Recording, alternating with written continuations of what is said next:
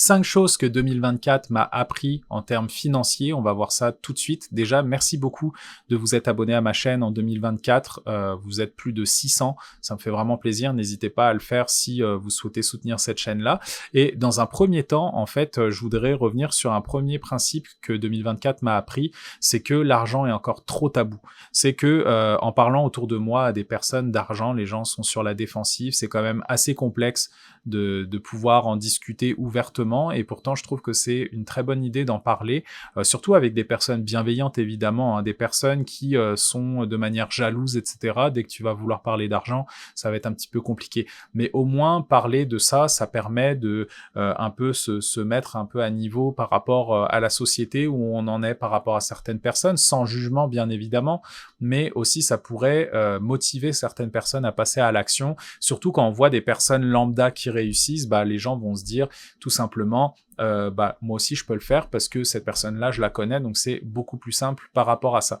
Et aussi la deuxième chose que 2024 m'a appris, c'est le fait de raisonner les autres. C'est pas forcément quelque chose qui a marché pour moi, surtout en finance personnelle. Le fait d'avoir créé cette chaîne, justement, c'était parce que j'en parlais tellement autour de moi, de finances personnelles, d'essayer de motiver le monde, parce que je voyais que ça pouvait fonctionner en ayant des bonnes connaissances financières. Là, je parle pas de finances pures fondamentales, mais vraiment de finances personnelles, de se faire un budget, comment épargner, etc., comment économiser sur certaines affaires, investir le plus simplement possible. Bah, les gens étaient réfractaires, encore une fois, à parler de ça. Récemment, j'avais parlé avec un couple que je connaissais et qui me disait, bah, j'avais pas parlé de la chaîne YouTube, mais on parlait du régime épargne-études de leur enfant où ils avaient oublié de cotiser à l'intérieur, et je trouvais ça vraiment dommage parce que à partir d'un certain âge, tu ne peux plus cotiser à l'intérieur, donc tu manques les 30% du gouvernement que le gouvernement t'offre. Et malheureusement, bah, c'est de l'argent pour les études de l'enfant qui pourra pas utiliser à bon escient. Donc les parents vont devoir financer les études directement au lieu d'avoir commencé dès sa naissance à mettre de l'argent de côté et investir cet argent sur 18 ans pour utiliser le capital et les rendements. Et bah là, en discutant avec eux, bah, ils n'avaient pas connaissance de se faire un budget, ils fonctionnaient que paye par paye, même s'ils gagnaient un très bon salaire. Bah, ils n'avaient pas d'objectif, ils vivaient vraiment au jour le jour, et c'est quand même assez beau de se dire, bah ok, on profite, mais là on voit la répercussion de ne pas connaître la littératie financière, c'est que ces personnes-là sont passées à côté d'un fort rendement pour leur enfant, pour leurs études, donc là ils ont rattrapé le coup avec leur deuxième enfant, mais là où je veux en venir, c'est que peu importe quand on va parler de finances personnelles, les gens vont se trouver des excuses pour pas passer à l'action, et c'est ce qui s'est passé. Et en même temps, au niveau des investissements, en parlant, quand moi je disais que j'investissais, bah là il y avait toujours le phénomène, oui mais les gens qui n'ont pas les moyens, etc., d'investir, là les gens s'enrichissent, etc. Mais peu importe, moi personnellement je préfère préserver ma famille, préserver, et c'est pas, si j'investis, moi j'ai décidé d'être actionnaire et de gagner de l'argent sur le long terme parce que je veux bâtir mon patrimoine. Si les gens ne passent pas à l'action, c'est leur problème. Tout le monde peut avoir la part du gâteau en termes d'investissement. Donc c'est pour ça que c'est pas parce que la personne n'investit pas que la personne qui investit est une mauvaise personne. Donc c'est là où je voulais en venir. La troisième chose que 2024 m'a appris, c'est que se fixer des objectifs, c'était super important. Pourquoi c'est super important? C'est parce que quand vous le notez quelque part, c'est pas, par exemple, quand vous allez vous dire, mon objectif, c'est d'épargner plus. Épargner plus, c'est combien? C'est pour ça qu'il faut que ce soit atteignable, mesurable, quantifiable. C'est ça qui est le plus important. Moi, je m'étais fixé comme objectif en 2024, je veux épargner 25 000 $. Pour moi, c'était vraiment énorme, mais je me suis dit, je vais me fixer cet objectif. Comment j'ai réussi à atteindre cet objectif? Et même, j'ai réussi à investir 27 000 $ et non pas 25 000. Comment j'ai fait? J'ai déjà le retour d'impôt que j'ai eu, je l'ai tout de suite investi, donc c'était à peu près 4 000 $. Donc déjà, c'était 4 000 $ qui étaient gratuits du gouvernement, que j'ai réinvesti dans des véhicules d'investissement qui me rapportaient des retours d'impôt, encore une fois, donc qui est le REER. Donc là, je vais avoir encore un retour d'impôt en 2025 que je vais réinvestir, donc je vais créer l'effet boule de neige.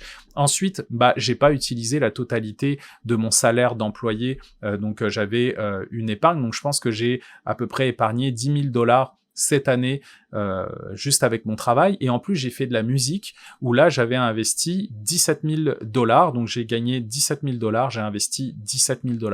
Donc ça, c'est vraiment génial. Et quand tu te fixes cet objectif-là, par exemple, au mois de décembre, j'étais à peu près, je pense, à 23 ou 24 000. J'étais proche de l'objectif et je me suis dit, je vais tout faire pour réussir. Donc là, je suis allé chercher tout ce que je pouvais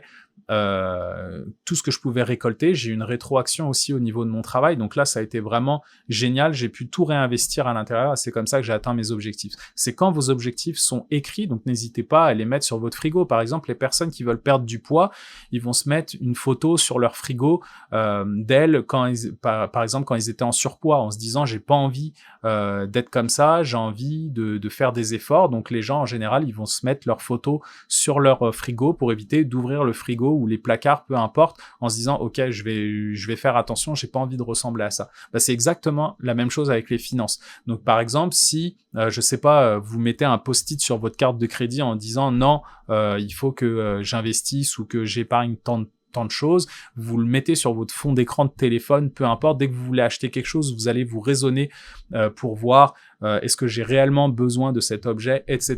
Donc c'est des petites avenues qui font que plus vous allez quantifier vos affaires plutôt que dire je vais épargner, non, c'est combien vous allez épargner, combien vous allez faire des choses. Donc tout ce qui est quantitatif, c'est beaucoup plus atteignable que se dire je vais me remettre au sport. Non, c'est quoi l'objectif? Te remettre au sport, ok, mais est-ce que tu veux perdre du poids? Si oui, combien? Combien tu veux perdre de poids? Je veux perdre 5 kilos en 6 mois. Ça, c'est atteignable parce que tu le visualises beaucoup mieux que si tu disais je veux perdre du poids. La quatrième chose que 2024 m'a appris, et là je me suis pris un coup de pied dans le derrière, au mois de décembre, c'est que au mois de décembre, j'avais fait donc sur tout le long de l'année, j'avais fait un très très bon rendement. J'étais super satisfait. J'étais à 36% de rendement annuel sur mes investissements et j'ai changé de stratégie au moment où il fallait pas. En fait, c'était pas tellement une stratégie, mais les marchés commençaient à tomber. Donc moi, je me suis dit, je vais prendre mes profits sur certaines actions et je vais convertir mes dollars canadiens en dollars américains dans des véhicules d'investissement justement pour réinvestir dedans et c'était pas le bon moment et en plus j'avais des frais donc en fait j'avais investi dans les mauvaises choses sur le final parce que je me disais que c'était bas et en fait c'est retombé encore plus bas donc dans des choses qui avaient potentiellement la possibilité de monter fin 2024 donc en fait je suis passé de 36% à 21% de rendement annuel même si je suis satisfait des 21% le S&P 500 était à 31 ou 32%. Donc, je suis quand même un petit peu déçu par rapport à ça. Donc, évitez de changer de stratégie, gardez le cap, évitez de jouer sur les émotions en termes d'investissement et évitez de faire le plus de transactions possible. Et ça a été mon erreur parce que par exemple, dans mon REER, j'ai fait très peu de transactions. J'ai juste acheté j'ai du Apple, du Microsoft et du S&P 500 parce que c'est du long terme. C'est pas des recommandations d'achat. Je ne suis pas conseiller financier. Mais finalement, mon portefeuille a fait 33% dans mon REER. Alors que dans mon CELI, vu que j'avais fait le changement de stratégie, vendre les profits, convertir en US, et j'ai pas investi dans les bonnes actions fin 2024, ça fait que mon rendement a été de 18% au lieu de 31%. Donc, je suis quand même relativement déçu. Donc, si vous avez une stratégie, si vous êtes sûr de votre stratégie, gardez-la et si vraiment vous posez des questions, bah là, rencontrez un conseiller financier, juste payez à l'heure pour avoir une vision ou continuer d'investir dans des FNB et garder votre stratégie sur le long terme. Donc ça, c'est vraiment une chose qui va vous faire perdre du rendement sur le long terme. La dernière chose, c'est avec les élections américaines, je trouve plus mes mots, avec les élections américaines, malheureusement, c'est qu'on n'a pas le contrôle là-dessus. Donc, beaucoup de gens se sont offusqués par rapport à tout ce qui s'est passé. Mais sachez que dans la vie et en développement personnel, c'est ça, c'est quand tu n'as pas le contrôle sur quelque chose, ça sert à rien de t'accrocher par rapport à ça. Il y a beaucoup de monde avec qui je parle qui sont très déçus que Donald Trump soit élu. Mais c'est comment tu vas essayer de saisir une opportunité par rapport à ça, contrairement à subir ce qui se passe. Donc, nous, les investisseurs de manière générale qui sont investis aux États-Unis, bah, ça a été une très belle opportunité que Trump soit élu parce qu'ils ont pu faire plus de rendement dans leur portefeuille. Donc c'est sûr que c'est très égoïste de penser comme ça, mais quand on n'a pas le contrôle, qu'est-ce que vous voulez faire ?